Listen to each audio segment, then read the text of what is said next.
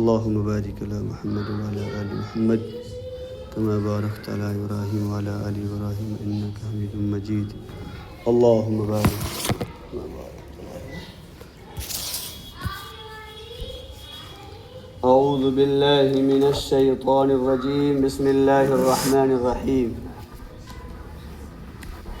سورة الطلاق مدنية 13 آیہ. بسم اللہ الرحمن الرحیم. اس صورت کا نام ہے سورہ طلاق. یہ مدینہ منورہ کے اندر نازل ہوئی ہے. اس کے اندر 13 آیتیں ہیں. بسم اللہ الرحمن الرحیم. شروع کرتا ہوں میں اللہ کے نام سے جو بڑا مہربان نہایت رحم والا ہے. یا ایہا النبی، اے نبی، اذا طلقتم النساء، جب تم طلاق دو عورتوں کو، اے نبی جب تم طلاق دو عورتوں کو، فطلقوہن لعدتہن، تو تم ان کو طلاق دو ان کی عدت کے زمانے میں. تو تم ان کو طلاق دو، اللہ فرما رہے ہیں تو تم ان کو طلاق دو ان کی عدت کے زمانے میں. وَأَحْصُوا الْعِدَّةَ، اور عدت کو یاد رکھو، عدت کی گنتی کرتے رہو، عدت کو یاد رکھو. وَاتَّقُوا اللَّهَ رَبَّكُمْ، اور تم اللہ سے ڈرو جو تمہارا پروردگار ہے. لَا تُخْرِجُوهُنَّ مِن بُيُوتِهِنَّ، تم مت نکالو عورتوں کو ان کے گھروں سے. وَلَا يَخْرُجْنَ، اور وہ عورتیں نہ نکلیں. وَلَا يَخْرُجْنَ، اور وہ عورتیں نہ نکلیں گھروں سے. إِلَّا أَن يَأْتِينَ بِفَاحِشَةٍ مُبَيِّنَةٍ، مگر یہ کہ وہ کھلی ہوئی بے حیائی کریں، مگر یہ کہ وہ کھلی ہوئی بے حیائی کریں یا لائیں. وَتِلْكَ حُدُودُ اللَّهِ، اور یہ اللہ کی حدیں ہیں، یہ اللہ کے احکام ہیں، اللہ کی مقرر کردہ حدیں ہیں. وَمَن يَتَعَدَّ حُدُودَ اللَّهِ، اور جو شخص اللہ کی مقرر کردہ حدوں کو پار کرے گا، تجاوز کرے گا، فقد ظلم نفسا، تو وہ اپنے اوپر ہی ظلم کرے گا. لا تدری، تم نہیں جانتے، لعل اللہ یحدث بعد ذلك امرا، ہو سکتا ہے، ممکن ہے کہ اللہ تعالیٰ اس طلاق کے بعد کوئی نئی چیز پیدا فرما دے. بہت اہم مسائل اس صورت کے اندر انشاءاللہ بیان کیے جائیں گے، لیکن اس صورت سے پہلے تھوڑی سی جو ہے تمہیدی باتیں آپ کے سامنے رکھی جائیں گی. طلاق سے پہلے نکاح ہوتا ہے. نکاح اور طلاق یہ اللہ اس کے رسول کی نگاہ میں اور اسلام کی نگاہ میں بہت ایک پاکیزہ اور مقدس چیزیں ہیں. یہ ایسے نہیں ہیں عام معاملات کی طرح، اجارے کی طرح کہ دو فریق، دو بندے آپس میں متحد ہو جائے، بھئی یہ سامان کتنے کا ہے، یہ کتاب کتنے کی ہے، یہ فلاں سامان کتنے کا ہے، اتنے کا ہے، ٹھیک ہے راضی ہو گئے، اسے سامان دیا، اس نے پیسہ لے لیا. مجھے آپ کا فلیٹ چاہیے 1 سال کے لیے کرائے کے لیے، ایگریمنٹ کر لو بھائی، 5 سال کا ایگریمنٹ کر لو، کتنا پیسہ لوگے ہر مہینے میں. دونوں فریق راضی ہو گئے اور معاملہ طے ہو گیا، ہے نا. ایسے ہوتا ہے. آپس میں دو بندے کوئی تجارت کر رہے ہیں، بزنس کر رہے ہیں، بھائی ٹھیک ہے میرا مال ہوگا، تمہاری محنت ہوگی، تمہیں ہر مہینے میں اتنے دوں گا، سیرلی. مختلف چیزیں ہیں. لیکن یہ جو نکاح اور طلاق ہے، آپ قربان جائیے اللہ کی ذات پر، اللہ کے رسول کی ذات پر. اللہ نے تجارت، بزنس، شرکت وغیرہ ان کے لیے نہ صرف قرآن میں اصول بتائے ہیں، جزیات نہیں بتائی، اصول بتا دیے. اشارتاً، کنایتاً، کہیں کہیں فروعات بھی بتا دیے، مسئلہ بتا دیا تھوڑا گھنا. لیکن اللہ پاک کتنے رحیم ہیں ہم پر، مسلمانوں پر، کہ اللہ تعالیٰ نے نکاح اور طلاق باضابطہ ان کے لیے اصول کہتے ہیں قوانین کو، ضابطے کو، رول. جیسے ایک ملک کے چلانے کے لیے ایک آئین ہوتا ہے نا، ایک رول ہوتا ہے، اسی طریقے سے یہ جو نکاح اور طلاق کا جو مسئلہ ہے، جو رشتہ ہے، رشتہ ازدواج، میاں بیوی کے درمیان جو ایک تعلق قائم ہوتا ہے، وہ تعلق جو ہے کوئی 10 دن کے لیے نہیں ہوتا. عوام میں مشہور ہے یہ رشتہ قائم ہوتا ہے، بولو کتنے دن کے لیے؟ 100 سال کے لیے۔ رشتہ جو ہے 100 سال کے لیے قائم ہوتا ہے۔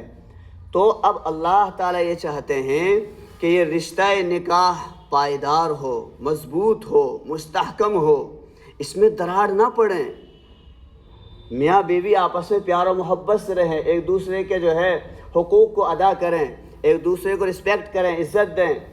تو اللہ اس کے رسول یہ چاہتے ہیں، اس لیے تفصیل سے باقاعدہ ان مسائل کو بتا رہے ہیں، نکاح کے مسائل اور طلاق کے مسائل باقاعدہ اللہ نے سورۃ النساء اتاری، 4 پارے کے اندر صف نمبر 15 سے اس کی ابتدا ہوتی ہے اور پورا 5واں پارہ سورۃ النساء کے اندر آتا ہے، اور 6 پارے کے تقریباً 5 صفحات آتے ہیں، 4.5 صفحے، اور ادھر 5 صفحے، 25 صفحے، 26 اور 25 تو یہ ہو گئے، 25 اور 4 کتنے ہو گئے؟ 29، 29.5 صفحات پر مشتمل نکاح اور طلاق سے متعلق مسائل اللہ نے بیان فرمائے۔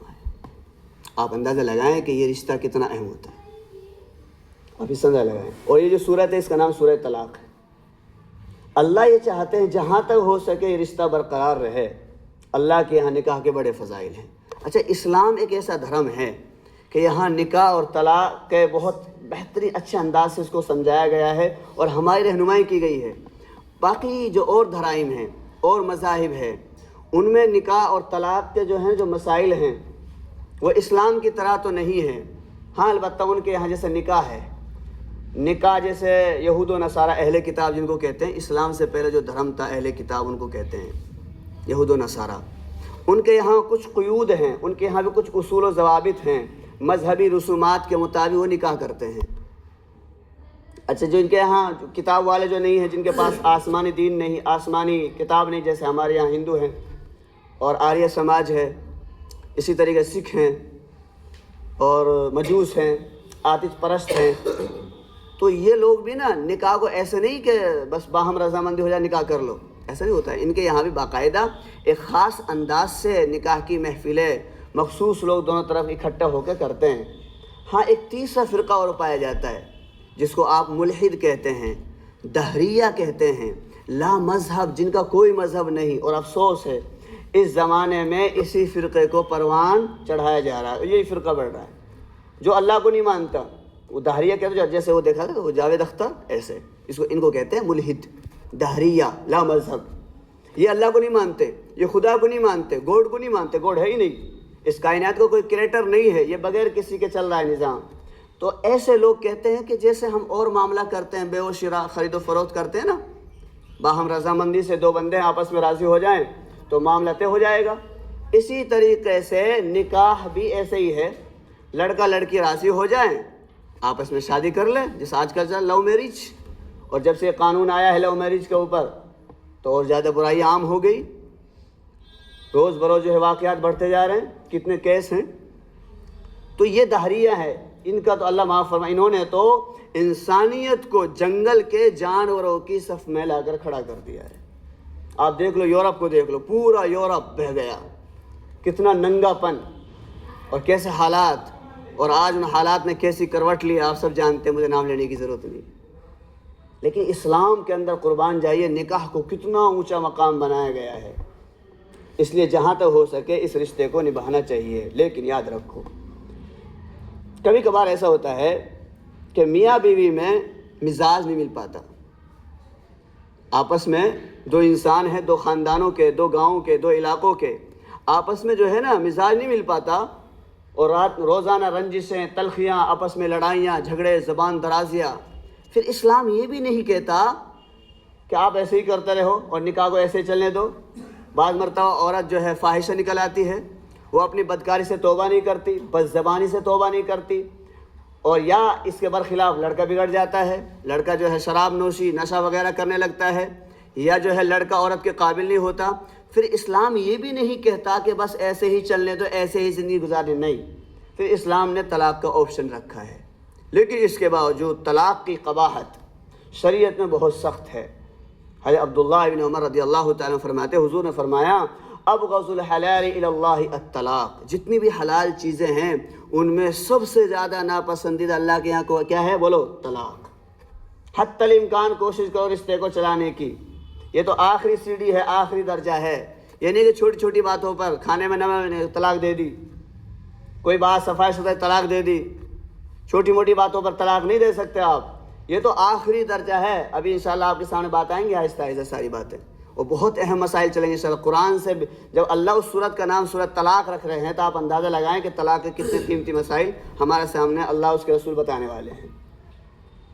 ایک روایت میں آتا ہے حضرت علی رضی اللہ تعالیٰ فرماتے ہیں، کیا فرماتے ہیں؟ تزوجوا، شادیاں کرو، شادیاں کرو، شادیاں. ولا تطلقوا، طلاق مت دو. فإن الطلاق تهتز منه العرش الرحمن، کہ طلاق اتنا بدترین فعل ہے کہ جب انسان کوئی طلاق دیتا ہے اللہ کا عرش ہل جاتا ہے. طلاق کوئی معمولی بات نہیں ہے. ایک لڑکی کے کریکٹر کو برباد کر دینا، ایک لڑکا ایک لڑکی ایک خاندان کی زندگی کو برباد کر دے، طلاق کے ذریعے تو ہوتا ہے. ایک لڑکی ماشاءاللہ اچھا فیملی اچھا نظام چل رہا ہے، طلاق دے کر سب کچھ آپ نے بھسم کر دیا، اس کی زندگی کو ختم کر دیا. تو طلاق اتنا بدترین فعل ہے کہ اس سے عرش رحمان ہل جاتا ہے. ایک حدیث میں آتا ہے کہ اللہ کے یہاں اس روئے زمین میں جتنی چیزیں ہیں ان میں سب سے محبوب عمل غلاموں کو آزاد کرنا ہے، قیدیوں کو آزاد کرانا ہے، اور جتنی چیزیں ان میں سب سے ناپسندیدہ چیز طلاق ہے. تو طلاق کی قباحت احادیث میں بہت سخت وعید ہے طلاق کے تعلق سے آئی ہے. لیکن میں پھر بتایا آپ کو کہ پھر اگر نباہ نہ ہو پھر اسلام یہ بھی نہیں کہتا کہ تم طلاق مت دو. اللہ کتنی خوبصورتی ہمارے مذہب میں. جن کے یہاں یہ چیزیں نہیں ہیں، جن کے یہاں طلاق کا نظام نہیں، جن مذاہب میں جن دھڑائی میں، وہ بڑی پریشان ہے، بڑی مشکلات سے دو چار ہوتے ہیں. ہمارے یہاں ہے. عورت کے لیے بھی جائے تو خلا کا ہے حکم، 15 اس میں دوسرے پارے کے اندر صفحہ نمبر 15 میں صاف موجود ہے. اگر عورت میش نہیں کھاتی ہے مرد سے، مرد عورت کو پسند کرتا سب اعتبار سے، لیکن عورت کو اچھا نہیں لگتا، وہ کسی بنا پر مان لو لڑکا شرابی ہے، کبابی ہے، زانی ہے، بدکار ہے، وغیرہ وغیرہ، یہ باتیں ہیں. یہ نہیں کہ بس ایسے ہی، یہ تو پھر تو کھلا ہو جائے گا، آزادی ہو جائے گی. پھر تو مطلب یہ کہ لڑکے میں کوئی یقیناً کمزوری ہے اور اس کی اصلاح نہیں ہو رہی ہے، نہیں ہو پا رہی ہے، پھر شریعت نے اجازت دی ہے عورت کو خلا کر لے. خلا یہ ہوتا ہے کہ عورت نے جو مہر لیا ہے شوہر سے وہ مہر واپس کر دے، اور شوہر کو یہ بھی اجازت ہے اس سے زیادہ ہی مانگ سکتا ہے. تو خلا کے ذریعے سے ایک عورت اپنے آپ کو آزاد کرا سکتی ہے. اسی طریقے سے 5 پارے میں یہ بھی ہے صفحہ نمبر 18 لائن نمبر 1 پر، وَإِنِ امْرَأَةٌ، بعض مرتبہ ایسا ہوتا ہے کہ عورت بگڑ گئی، اور بعض مرتبہ اس کے برعکس ہوتا ہے شوہر بگڑ جاتا ہے. ایسا بھی تو ہوتا ہے، شوہر بگڑ گیا تو شوہر بگڑ جائے تب عورت خلا لے سکتی ہے. اور اگر عورت بگڑ جائے اور سدھار کی کوئی شکل نہ ہو، قرآن نے اس کی شکل بتائی 5 پارے کے اندر صفحہ نمبر 2 پر، اور رکن نمبر 3 یہاں پر موجود ہے.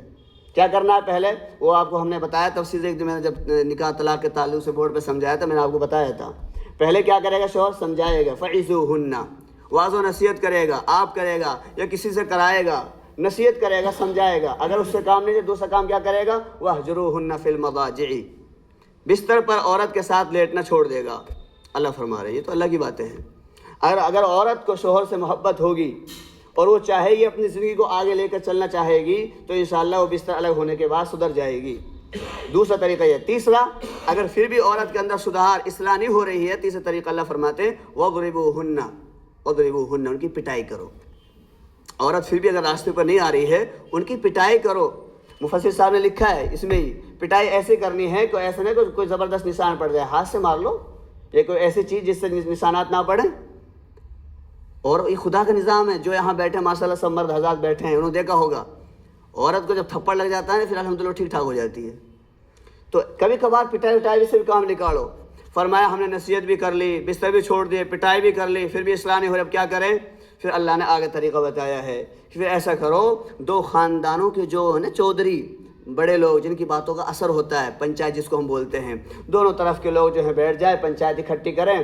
لڑکے والے لڑکے کو سمجھائیں، لڑکی والے لڑکی کو سمجھائیں گے، اور پھر جو ہے اپنا کام نہیں. پھر بھی اگر نہ بنے بات، یہ آخری درجہ ہے طلاق. پھر طلاق کیسے دینی ہے؟ اب آئی بات طلاق کی. طلاق کا طریقہ کیا ہے؟ اور ہم نے اسلام کے اس حکم کو کتنا بدنام کیا مسلمانوں نے، جس کی وجہ سے غیروں کو ہمت ہوئی اور ہمارے خلاف قانون لے کر آئے پارلیمنٹ کے اندر. ہم نے بدنام کیا نا 3 طلاق کو. ہمیں 3 طلاق دے کر اللہ کی رخصت کو جو ہے ناجائز استعمال کر کر ہم نے غلط کیا ہے، تو پھر سزا تو ملنی ہے. یہ سزا ملی اس کی. طریقہ کیا ہے آپ یہ سنیں گے تو آپ کو اندازہ آئے گا.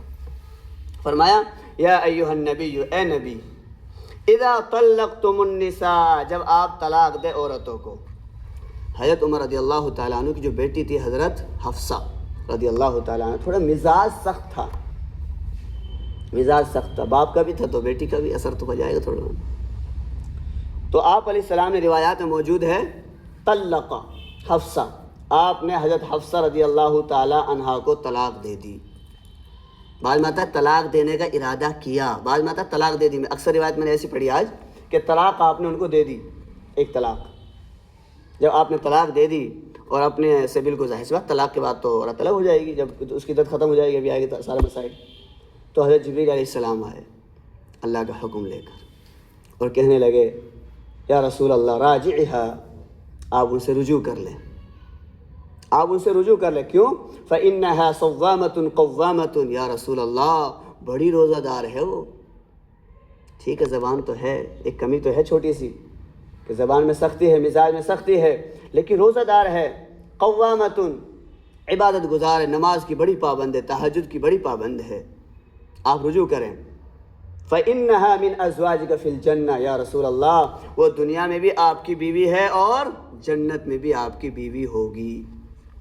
اللہ بھی تو جانتے تھے عمر کا مقام کیا ہے، تو عمر کا دل ٹوٹتا ہے نا۔ روایات میں آتا ہے جب اللہ کے نبی کو طلاق دی، اتت اہلہا، حضور کے گھر کو چھوڑ کر اپنے گھر کر آ کر بیٹھ گئی، اپنے گھر آ گئی۔ عدت گزارنی چاہیے تھی اپنے ہی اس وہیں جہاں طلاق پڑتی ہے، یہاں اب مسائل آ رہے ہیں طلاق کے، اب اللہ کے نبی کو بھی سارے مسائل معلوم ہو جائیں گے، جیسے جیسے اللہ کے نبی کے مسائل معلوم ہو تو امت کو بتاتے، آپ بھی عمل کرتے ہیں۔ تو ایک واقعہ یہ پیش آیا طلاق کے تعلق سے۔ تو دوسرا واقعہ جو ہے حضرت عبداللہ ابن عمر رضی اللہ تعالیٰ عنہ کا ہے۔ انہوں نے اپنی بیوی کو حیض کی حالت میں، جو ہر مہینے میں کپڑے ہوتے ہیں، حیض کی حالت میں طلاق دے دی، اور حضرت عمر رضی اللہ تعالیٰ عنہ، ظاہر سی بات ہے جو گھر میں باپ ہوتا ہے تو پتہ تو چل ہی جاتا ہے بیٹے نے طلاق دے دی اور کیسا ایام چل رہے ہیں کیا بات۔ تو حضرت عمر رضی اللہ تعالیٰ عنہ کو معلوم ہوا، ساری کیفیت معلوم ہوئی، تو اللہ کے نبی کے سامنے سارا تذکرہ کیا، رسول ایسے میٹر ہو گیا گھر میں، طلاق دے دی اس بیٹے نے، وہ بھی حیض کے زمانے میں، آپ کو فتغیظ، آپ ناراض ہو گئے، سخت برہم ہوئے کہ حیض کی حالت میں طلاق کیوں دی۔ ان سے بولو فلیراجعھا وامسکھا، رجوع کرے ابھی طلاق سے، فوراً رجوع کرے۔ میں بتاؤں رجوع کیسے کیا جاتا ہے، وہ سمجھائیں گے سال آپ کے لیے آہستہ آہستہ، ہمارا اب اس پہ ٹاپک تو بات چلتی رہیں گے آہستہ آہستہ۔ ان سے بولو رجوع کرے جا کر، اور بیوی کو اپنے پاس رکھے جہاں تک کہ اس حیض کے بعد پھر طہور آئے گا، پاکی کا زمانہ۔ طہور کہتے ہیں پاکی کا زمانہ، جب حیض ختم ہو جائے گا پاکی سے آئے گی، پاکی کا زمانہ۔ اس کے بعد پھر حیض آئے گا، اس کے بعد پھر پاکی کا زمانہ آئے گا۔ حضور نے فرمایا اس میں اگر اس کا ارادہ ہے طلاق دینے کا، اگر دل چاہے مناسب اس کو یہی لگے بھائی طلاق دے کے اس کو الگ کر دیا جائے، تو حضور نے فرمایا پھر اگر مناسب ہوگا طلاق دے کر اس کو الگ کر دے، ورنہ تو اپنے پاس روک لے اچھے طریقے سے۔ پھر اللہ کے نبی نے پوری صورت یا ایھا النبی اذا طلقتم النساء ان کو پڑھ کے سنائی۔ کیا فرما رہے ہیں اللہ؟ یا ایھا النبی، اے نبی۔ دیکھو اللہ مخاطب کس کو کر رہے ہیں؟ حضور کو، حضور کو، لیکن مراد امت ہے، مراد امت ہے۔ وہی کہہ رہے ہیں مفسر صاحب فرماتے ہیں والمراد وامته بقرینۃ ما بعد، ما بعد کے جو صیغے آ رہے ہیں ان سے پتہ چل رہا ہے کہ مراد حضور کی امت ہے۔ اے نبی آپ بھی اور آپ کی یہ امت جو قیامت تک رہے گی، یہ کیا کرے؟ اذا طلقتم النساء، جب یہ طلاق دے بیویوں کو۔ اور دوسری توجہ لکھی مفسرین نے یا ایھا النبی، اے نبی، یہاں ایک عبارت محذوف ہے، قل لہم، قل للمؤمنین اذا طلقتم النساء، اے نبی آپ مسلمانوں سے کہہ دو جب یہ طلاق دینا چاہیں عورتوں کو۔ اب عورتوں کی کئی قسمیں ہوتی ہیں جن کو انسان طلاق دیتا ہے،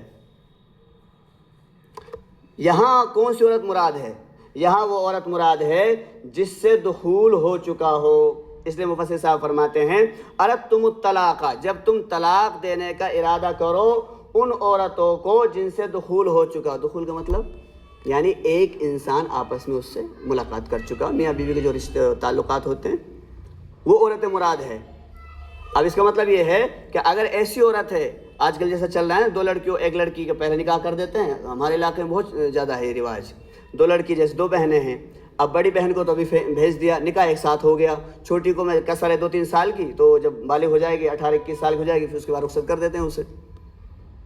تو اگر کوئی لڑکی ایسی ہے کسی عورت کو ایسی کو طلاق پڑ رہی ہے کہ ابھی وہ شوہر کے گھر نہیں آئی ہے، یعنی شوہر نے اس سے کوئی ملاقات نہیں کری ہے، کوئی ملاقات جمع وغیرہ نہیں ہوا ہے، اس کو اگر طلاق پڑ جائے اس کا حکم الگ ہے، 22 پارے کے اندر صفحہ نمبر 3 میں موجود ہے، ان پہ عدت نہیں ہے۔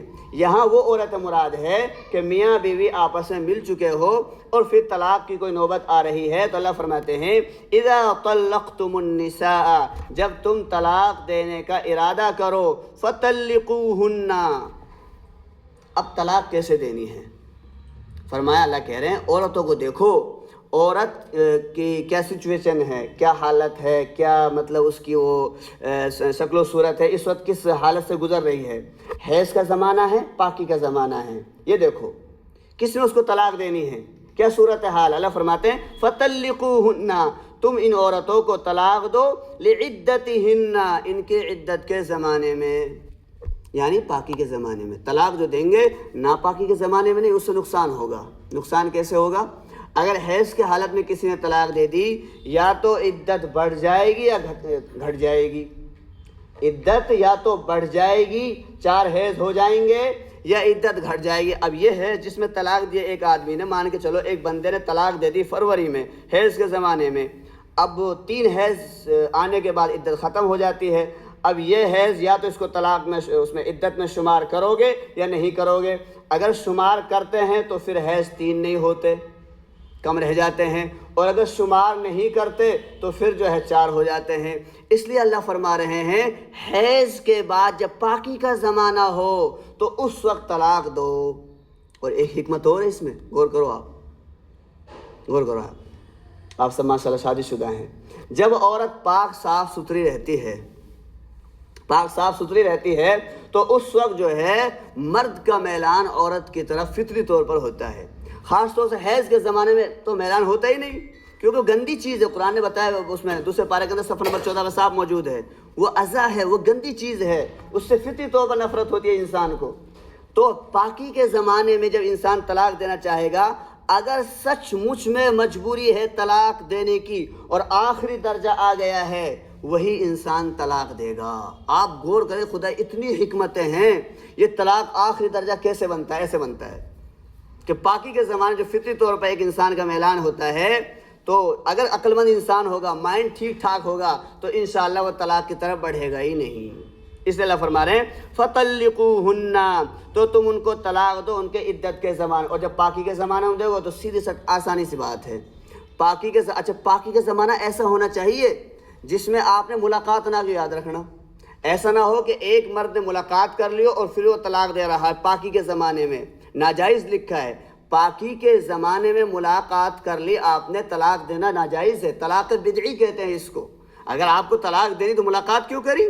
وجہ کیا ہے؟ وجہ یہ ہے ممکن ہے بیوی کے جو ہے حمل میں بچہ ٹھہر سکتا ہے، اگر ایسا آپ نے تو طلاق دے دی اور ابھی پتہ بھی نہیں چلے گا بچے کا، ابھی پتہ بھی نہیں چلے گا، اس لیے شریعت کہتی ہے کہ ایسے پاکی کے زمانے میں طلاق دو جس میں ملاقات بالکل نہ ہوئی ہو، یہ شریعت کا حکم ہے۔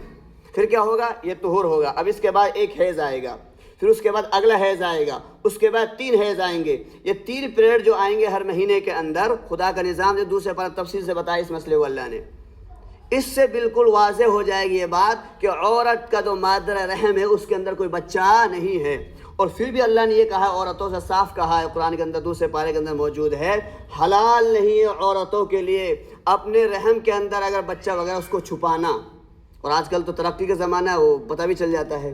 اس لیے جو ہے اللہ پاک حکم دے رہے ہیں کہ ایسی پاکی کا زمانہ ہو جس میں مرد عورت آپس میں ملے نہ ہو، پھر اس کے بعد پہلا حیض، پھر دوسرا حیض، پھر تیسرا حیض۔ اب کتنی طلاق دینی ہے انشاءاللہ ہم اس کو بتائیں گے، ٹائم کافی ہو گیا۔ اللہ ہم سب کو عمل کرنے کی توفیق عطا فرمائے۔ وآخر دعوانا